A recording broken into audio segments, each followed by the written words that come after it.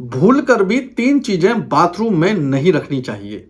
आज हम इस वीडियो में बात करने वाले हैं, पहले भी हम बात कर चुके हैं, बाथरूम को राहु का प्रतीक माना जाता है और आज इस वीडियो में हम बात कर रहे हैं कि बाथरूम प्रयोग करने के बाद या बाथरूम प्रयोग करते समय इन 3 चीजों का बाथरूम में होना आपके जीवन में सबसे ज्यादा खतरनाक और सबसे ज्यादा नुकसानकारी माना जाता है।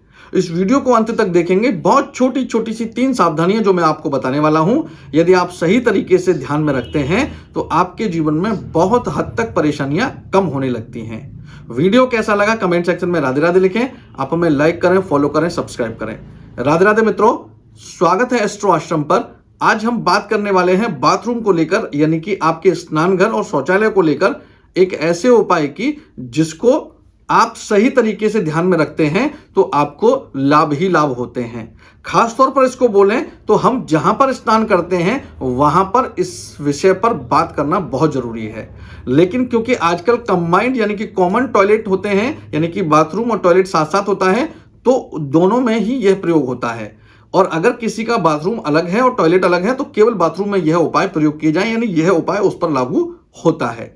क्या ध्यान रखना चाहिए? सबसे पहले आपको यह ध्यान रखना चाहिए, बाथरूम में कभी भी खाली बाल्टी नहीं होनी चाहिए। इसका विशेष रूप से आपको ध्यान रखना चाहिए कि जब भी आप नहाकर निकलें तो आपकी बाल्टी बिल्कुल खाली नहीं होनी चाहिए, उसमें थोड़ा जल अवश्य होना चाहिए।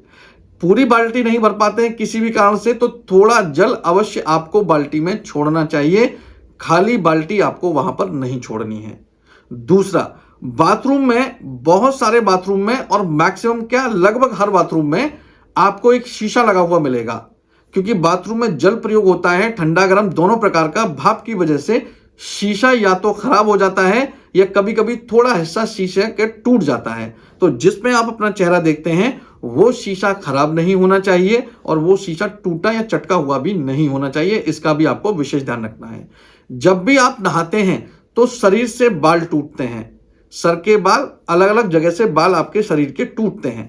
जब बाल टूटते हैं वो एक जगह इकट्ठे होते हैं, पूरे बाथरूम में वो इकट्ठा होने लगते हैं।